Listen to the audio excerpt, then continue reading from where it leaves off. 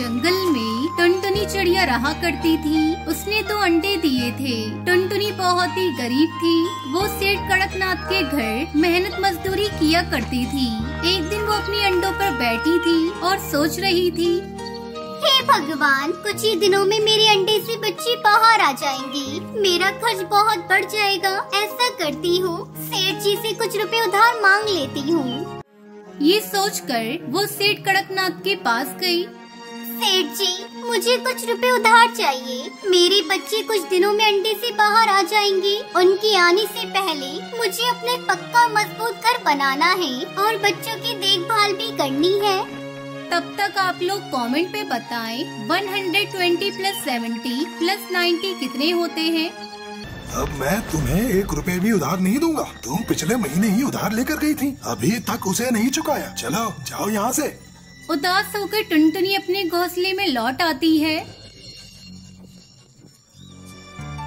हे भगवान, तुम मुझे और कितना दुख दोगे।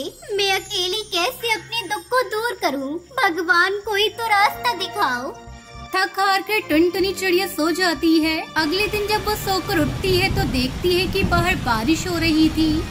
हे भगवान, अब मैं क्या करूं? बारिश का मौसम तो शुरू हो गया। मुझे किसी तरह अपने अंडों को बचाना होगा। टुनटुनी अपने दोनों अंडों को लेकर अपनी सहेली टूनी चिड़िया के घर जाती है। अरे ओ टूनी बहन, दरवाजा खोलो। मैं टुनटुनी हूँ। बहन, बाहर बहुत तेज बारिश हो रही है। अरे टुनटुनी, इतनी तेज बारिश में मेरे घर क्या करने आई हो? टूनी बहन, मेरा घर बहुत कमजोर है और जोरों की बारिश हो रही है। मेरा अंडा खराब हो जाएगा। मेरे अंडों को अपने घर में रख लो। नहीं नहीं, मैं तुम्हारा अंडा अपने घर में नहीं रख सकती। तुम कहीं और जाओ। टूनी चिड़िया अपने घर का दरवाजा बंद कर देती है। इतनी तेज बारिश में कहाँ जाऊँ? मुझे कुछ समझ में नहीं आ रहा है। तभी उसे कालू कौवे का घर दिखाई देता है। कालू भैया, अरे कालू भैया, मेरे अंडे अपने घर में रख लो कुछ समय के लिए। इतनी तेज बारिश में मेरा अंडा खराब हो जाएगा। ठीक है टुनटुनी बहन, आओ अंदर आओ और अपने अंडे रख दो। टुनटुनी चिड़िया खुशी खुशी अपने दोनों अंडों को कालू कौवे के घर में रख देती है और नया घर बनाने के लिए लकड़ियाँ चुनने चली जाती है। जंगल में उसे आम का एक बहुत बड़ा पेड़ दिखाई देता है। ये आम का पेड़ तो बहुत घना है और इस पर आम भी बहुत ज्यादा लगे हुए हैं। मैं इसी पेड़ पर अपना घर बनाऊंगी।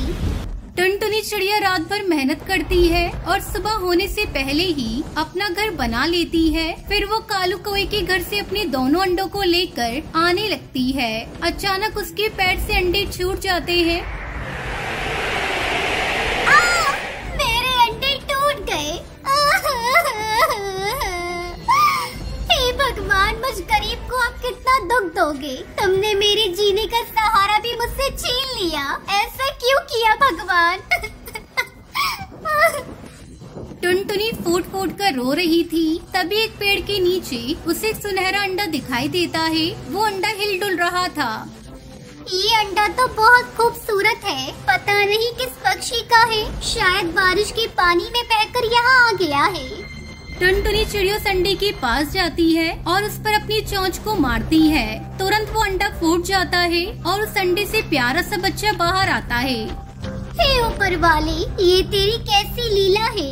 मैंने अपने बच्चों को तो खो दिया, लेकिन अब मैं इस बच्चे को अपना प्यार दूंगी। इसे मैं अपना बच्चा मानकर पालूंगी। टुनटुनी चिड़िया उस बच्चे को लेकर अपने घोंसले में आती है और खुशी खुशी उस बच्चे को पालने लगती है। ये कहानी खूबसूरत से जंगल की है, जहाँ कई सारे पक्षी अपना जीवन बसर कर रहे थे। उसी जंगल में टुनटुनी नाम की गरीब चिड़िया, जो अपनी बूढ़ी माँ टूनी चिड़िया के साथ एक छोटे से घोंसले में रहती थी। एक दिन टुनटुनी चिड़िया अपनी माँ की दवाई लेने जंगल के एक बंटी कबूतर के पास आती है। वहाँ जंगल के 2 छिछोरे पक्षी बाज और कालू कौवा भी खड़े थे। भाई, मेरी माँ की दवाइयाँ खत्म हो गई हैं। क्या मुझे उधार दवाइयाँ दे सकते हैं? मैं आपको थोड़े दिनों में ही पैसे दे दूंगी। क्षमा करना चिड़िया बहन, पर हम किसी को उधार दवाइयाँ नहीं देते। अगर आपके पास पैसे हो तो बोलिए, पर न जाइए यहाँ से चिड़िया बहन। भाई कुछ गरीब की सहायता कीजिए, थोड़ा तो मुझ पर विश्वास रखिए। मेरी माँ की तबीयत बेहद नासाज है, उन्हें दवाइयों की सख्त जरूरत है।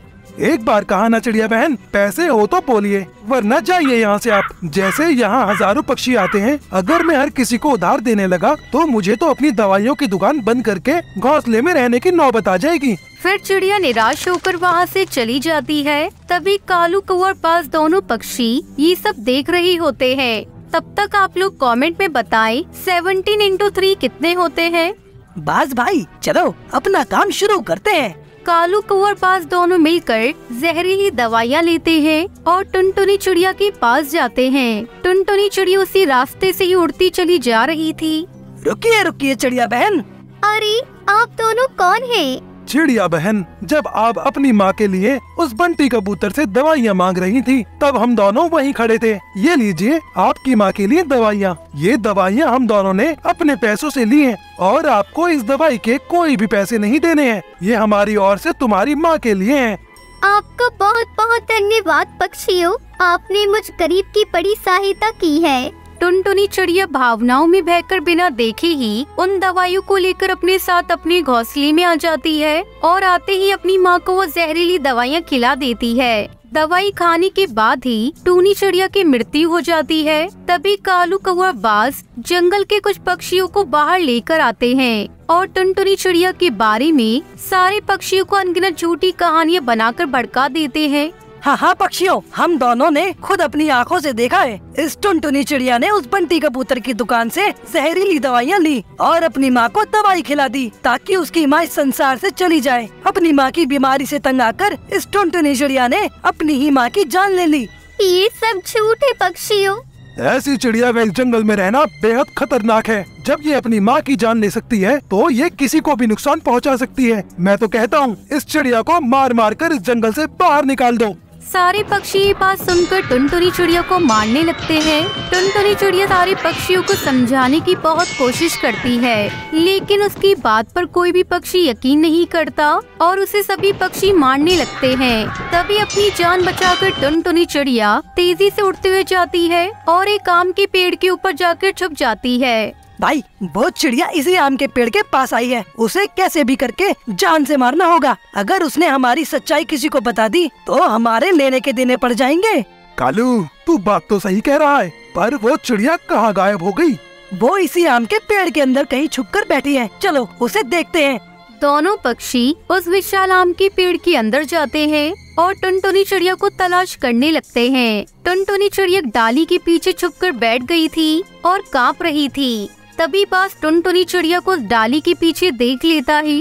कालू भाई वो देखिए, वो चिड़िया उस डाली के पीछे छुपकर बैठी है। कालू कौवा और बाज दोनों टुनटुनी चिड़िया के पास जाने लगते हैं। तभी वो आम का पेड़ अपनी एक मोटी वाली डाली से कालू कौवे और बाज दोनों की पिटाई करता है। दोनों जोर जोर से चिल्लाने लगते हैं।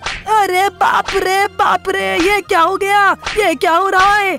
अरे बाप रे, अरे बचाओ रे, अरे ये पेड़ कैसे मार रहा है हमें? टुनटुनी चिड़िया ये सब देखकर आश्चर्यचकित हो जाती है। अरे बाप रे, ये आम का पेड़ कैसे इन पक्षियों को मार रहा है? ये सब कैसे हो रहा है? कालू और बाज दोनों और तेजी से वहाँ से भाग जाते हैं। अरे बाप रे, ये आम का पेड़ तो बहुत खतरनाक लग रहा है। इससे पहले कि मुझे भी मारना शुरू कर दे, मुझे यहाँ से निकल जाना चाहिए। तभी वो आम का पेड़ टुनटुनी चिड़िया को आवाज लगाता है। चिड़िया बहन, मुझसे डरने की आवश्यकता नहीं है, मैं तुम्हें कोई नुकसान नहीं पहुंचाऊंगा। मैंने जब देखा कि तुम उन दोनों पक्षियों की वजह से जान बचाकर मेरे अंदर आकर छुप गई थी, ये देखकर मैंने उन दोनों पक्षियों को पीटा ताकि वो यहाँ से भाग जाएं और तुम सुरक्षित रह सको।